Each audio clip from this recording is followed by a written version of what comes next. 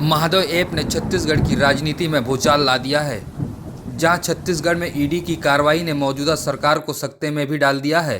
यही वजह है कि आरोप और प्रत्यारोप के दौर के बीच महादेव ऐप के संचालक ने सीधे वीडियो जारी कर प्रदेश के सीएम, पुलिस के आला अधिकारियों सहित अन्य लोगों पर गंभीर आरोप लगाया है। मैं शुभम सोनी बोल रहा हूँ और मैं महादेव बुक का ओनर हूँ। ये रहे उसके डॉक्यूमेंट्स।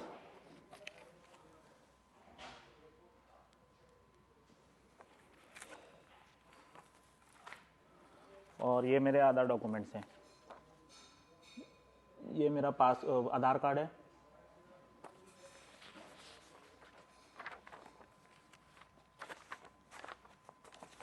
ये मेरा पैन कार्ड है।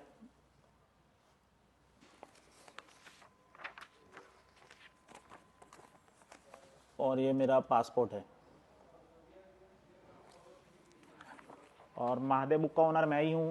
ये आपको डॉक्यूमेंट दिखा दिया है मैंने। और 2021 में इसको मैंने चालू किया था। ये उसका पूरा डॉक्यूमेंट्स है।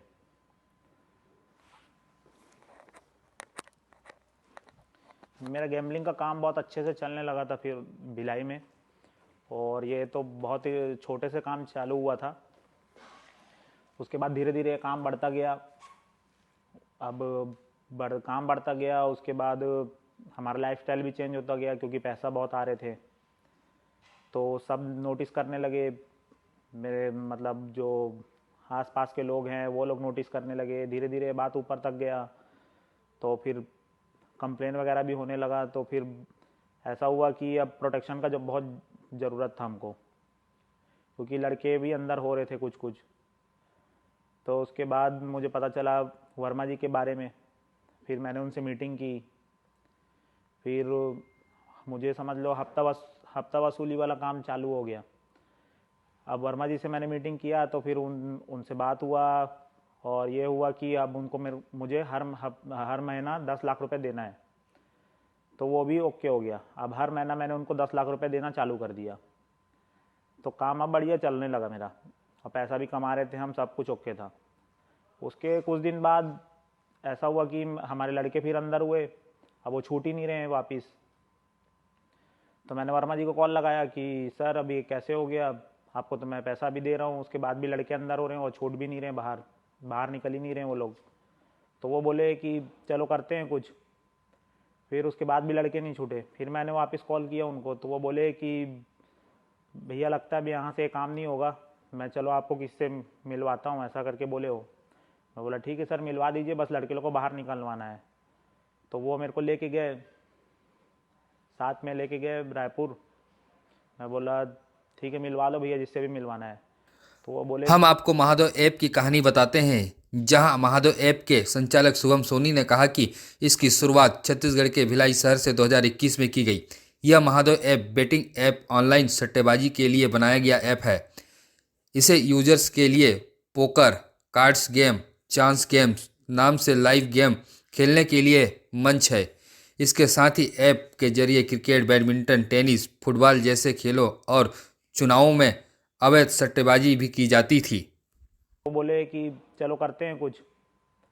फिर उसके बाद भी लड़के नहीं छूटे। फिर मैंने वापस कॉल किया उनको। तो वो बोले कि भैया लगता है अब यहाँ से काम नहीं होगा, मैं चलो आपको किससे मिलवाता हूँ, ऐसा करके बोले हो।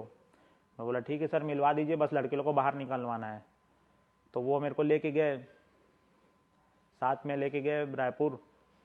मैं बोला ठीक है मिलवा लो भैया जिससे भी मिलवाना है। तो वो बोले कि चलो अब मिलवाता हूँ। हम गए साथ में वहाँ पर। सीएम सर और बिट्टू भैया से हमारा मीटिंग हुआ। ये चीज़ का मैंने पूरा अपना लिख के दे दिया है उसमें रिटर्न स्टेटमेंट में कि क्या हुआ वहाँ, कैसे हुआ, क्या किस बात का डील हुआ, हर चीज़ का स्टेटमेंट मैंने दे दिया अपने रिटर्न डॉक्यूमेंट में।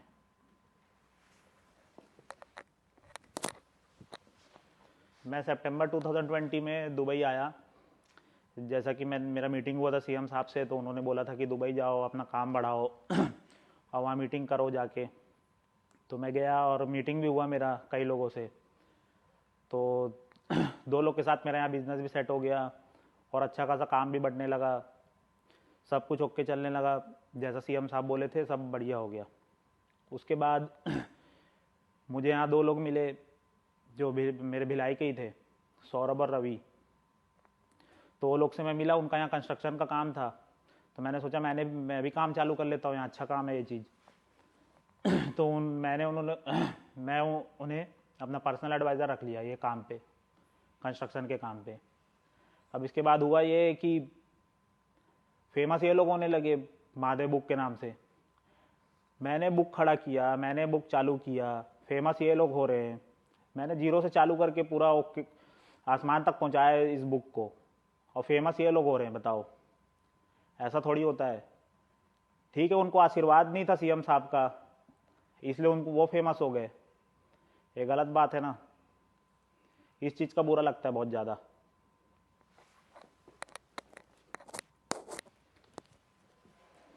एक बात बता रहा हूँ आपको, हमारे सीएम साहब का एक आदत है, बघेल जी का, कि वो कुछ दिन में पलटी मार देते हैं, और ऐसा मेरे साथ हुआ है।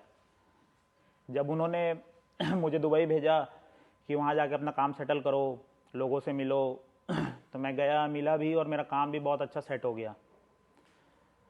उसके बाद हुआ ये कि कुछ दिन तक तो अच्छा चला, उसके बाद फिर प्रॉब्लम आने लगा मेरे काम पे। हमारे लोग अंदर होने लगे और छूट ही नहीं रहे वो लोग। मैं फ़ोन पे फ़ोन लगाया जाता हूँ, परेशान हो रहा हूँ।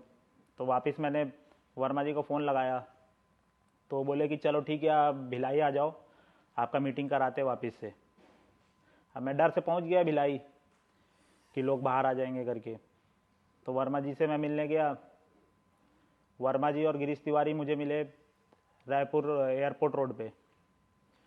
वो फिर लेके गए वर्मा जी तो वहीं उतर गए, फिर गिरीश तिवारी मुझे लेके गए, हमारे उस समय के एसपी हैं प्रशांत अग्रवाल जी, उनसे जाके मेरा मीटिंग कराया। अब मैं उनको अपना प्रॉब्लम पूरा शेयर किया, तब वो फ़ोन घुमाए और उसके बाद वो बात किए।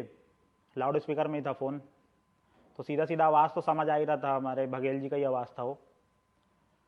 तो पूरा प्रॉब्लम बताने के बाद उन्होंने वहाँ से ये बोला कि कैसे रे सोनी, तेरे को मैं वहाँ भेजा था दुबई काम सेट करने के लिए, तू तो मालिक बन के बैठ गया है, शेख बन गया क्या वहाँ का। अब मैं कुछ बोल ही नहीं पाया, एकदम मुंह उदास सा हो गया। तो मैंने यही बोला कि सर हम तो छोटे आदमी हैं, आप बताओ क्या करना है, जैसा बोलोगे हम वैसा करेंगे। तो बस वो यही बोले कि ठीक है, आप प्रशांत जी से बात कर लो, वो आपको बता देंगे क्या कैसे करना है। मैं बोला ठीक है सर। उसके बाद हम चल गए वहाँ से। उसके बाद प्रशांत अग्रवाल जी से तो डील हो गया था कि क्या कैसे देना है, और वो सब तो मैंने अपने रिटर्न स्टेटमेंट में भी बता दिया है। उसमें लिखा भी हुआ है सब कुछ रिटर्न स्टेटमेंट में, क्या मैंने किसको दिया है, कैसे दिया है, किसके सोर्स से दिया है, हर कुछ लिखा हुआ है। अब इतना पैसा देने के बाद भी मेरा काम बढ़ नहीं रहा है, अंदर हो रहे हैं लोग, तो क्या मतलब, पूरा फंस गया हूं मैं पॉलिटिकल सिस्टम के अंदर यार। तो प्रशांत अग्रवाल जी के जब मेरा मीटिंग हुआ उसके बाद से मैंने अब तक 508 करोड़ रुपए दे चुका है। हमारे बघेल साहब, बिट्टू भैया और उनके जो लोग हैं, उनको मैंने 508 करोड़ रुपए दिया है। उसके बाद भी मेरा काम नहीं हो रहा है, मेरे काम में डिस्टर्बेंस हो रहा है इतना ज़्यादा। मैं इतना परेशान हो गया हूँ ये सिस्टम से, अब क्या करूँ समझ नहीं आता है। ज़बरदस्ती का अब मेरे ऊपर ईडी का कार्रवाई चालू हो गया है। अब ऐसा कुछ होगा मेरे साथ, इतना पैसा देने के बाद भी, तो मैं क्या करूँ बताओ। अब बस मेरा यही लास्ट रिक्वेस्ट है हमारे इंडियन गवर्नमेंट से कि वो बस इतना हेल्प कर दे मेरी, कि मैं अब फंस चुका हूँ इस पॉलिटिकल सिस्टम में, मैं इससे बाहर निकलना चाहता हूँ। और आपको जैसा एविडेंस चाहिए, जैसा प्रूफ चाहिए, मैंने जैसे जैसा पैसा उनको दिया है, हर चीज़ का मेरे पास एविडेंस, प्रूफ, हर चीज़, एक एक चीज़ पड़ा हुआ है। तो मैं यही चाहता हूँ कि बस मेरा हेल्प कर दीजिए वहाँ से। मैं भी इंडिया जाना चाहता हूँ वापस। मुझे डर लगता है यहाँ से इंडिया जाने में, मैं वहाँ जाना चाहता हूँ वापस, वहीं रहना चाहता हूँ, लेकिन मेरा हेल्प कीजिए, यही रिक्वेस्ट है मेरे इंडियन गवर्नमेंट से यार। सट्टेबाजी की इस महाजाल में धीरे धीरे पैसों की लालच बढ़ती गई और इस महादेव ऐप ने इतना बड़ा साम्राज्य खड़ा कर दिया कि इसकी पहुंच दुबई तक हो गई और दुबई से ही भारत में महादेव ऐप की नेटवर्क करोड़ों में पहुंच गई। इस ऐप को राजनीतिक संरक्षण के बिना चलाना भी इतना आसान नहीं था। यही वजह रही कि ईडी ने छत्तीसगढ़ के कई ठिकानों पर महादेव ऐप से जुड़े लोगों के यहाँ दबिश दी। उन्हीं का नाम उस लिस्ट में आ रहा है। क्या लगता है इसमें जिस तरीके से वीडियो जारी कर उन्होंने कहा है कि वर्मा जी ने सीएम भूपेश बघेल से उनको मिलाया था, उन्हीं के थ्रू सब कुछ सिस्टम चल। कौन वर्मा जी? एक तो मैं समझ नहीं रहा हूँ कि वर्मा जी कौन है। मिलाने के लिए तो कई लोग मिला सकते हैं, उसका अर्थ क्या? हम लोग हजारों लोगों से मिलते हैं, कोई आके किसी से मिला देता है, उसका कोई अर्थ ये नहीं है कि कहीं कोई और बात हो। तो क्या लगता है ईडी जिस तरह से महादेव सट्टा ऐप में जिसका नाम आया शुभम सोनी का ये वीडियो जारी किया, तो क्या लगता है क्या वो केवल किसी तरह से माहौल ऐसा बनाने की कोशिश करना कि कांग्रेस के ऊपर कोई विपरीत प्रभाव पड़े, जबकि ना कोई तथ्य है, ना कोई बातें हैं, ना कोई पैसे की बात हुई है, ना वहाँ तक पैसे पहुँचाने की बात है। मिलना तो कोई भी किसी से मिलता है। मैं हजारों लाखों लोगों से पिछले 5 साल में मिला होगा, उसमें कौन क्या कर रहा है उसकी मेरी क्या जवाबदारी हो सकती है? लगातार ईडी जांच कर रही है, क्या लगता है कि इससे छत्तीसगढ़ में चुनाव में इसका खासा असर देखा जा सकता है? ईडी अब बोरिंग टॉपिक हो गया है। बार बार उसका एक ही लक्ष्य है कि विपक्ष के लोगों को किसी तरह से दबाव में लाओ, उनके बदनाम करने की कोशिश करो। इसके अलावा ईडी का कोई रोल रह नहीं गया। बहरहाल जिस तरह से महादेव ऐप के संचालक शुभम सोनी ने प्रदेश के सीएम, पुलिस के आला अधिकारियों सहित इस ऐप से जुड़े अन्य लोगों के ऊपर गंभीर आरोप किस आधार पर लगाए हैं, यह तो ईडी की जांच में सामने निकल कर आएगा। खैर, इस महादेव ऐप के खुलासे ने छत्तीसगढ़ में चुनाव से ठीक पहले सामने आना सत्ता डिगाने के लिए काफ़ी तो नहीं होगा, यह तो आने वाला वक्त बताएगा।